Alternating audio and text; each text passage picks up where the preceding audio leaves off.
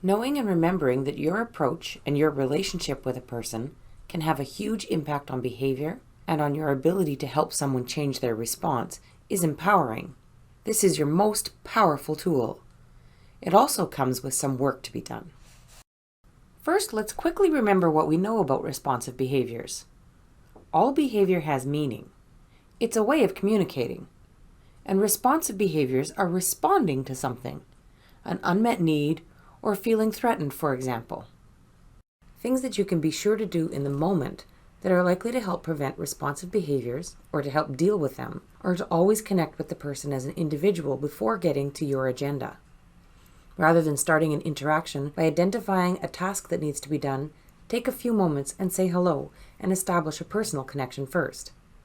Similarly, connect with the person before trying to correct a behavior. One way to do this is to show empathy by making it clear that you see that they are upset and that you are there to help. We often try to go to distraction or to get the person to stop a behavior as our first interaction. It may be much more effective to start by letting them know that you see their emotions and that they have a need. Here's an example. You find Mr. Smith in Mr. Jones's room going through his closet. When you approach Mr. Smith, you could walk up and say, "Mr. Smith, this isn't your room. Come on now, let's get out of Mr. Jones's closet." This may work, but it's more likely to make Mr. Smith feel defensive because you went straight to correcting him. If you instead tried saying, "Hi, Mr. Smith, how are you doing?" he may volunteer what he's looking for. If not, you could continue, "Are you looking for a sweater? I find it a bit cold in here sometimes." Now you're connecting with him and looking for meaning in the behavior. He might feel important and connected, which is a much better way to start the interaction and may lay the groundwork for moving him to his own closet more successfully.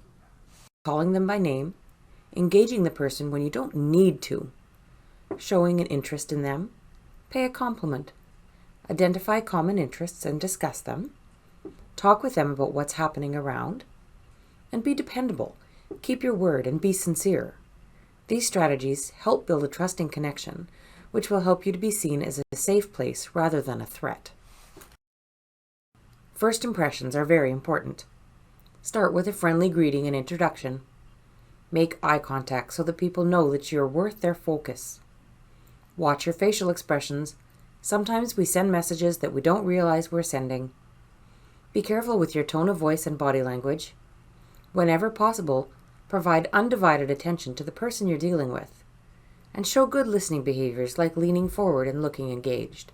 Owning your role in helping others to regulate their reaction through your approach and interactions is a vital step in management of responsive behaviors and is an important tool to support the success of other non-pharmacological interventions.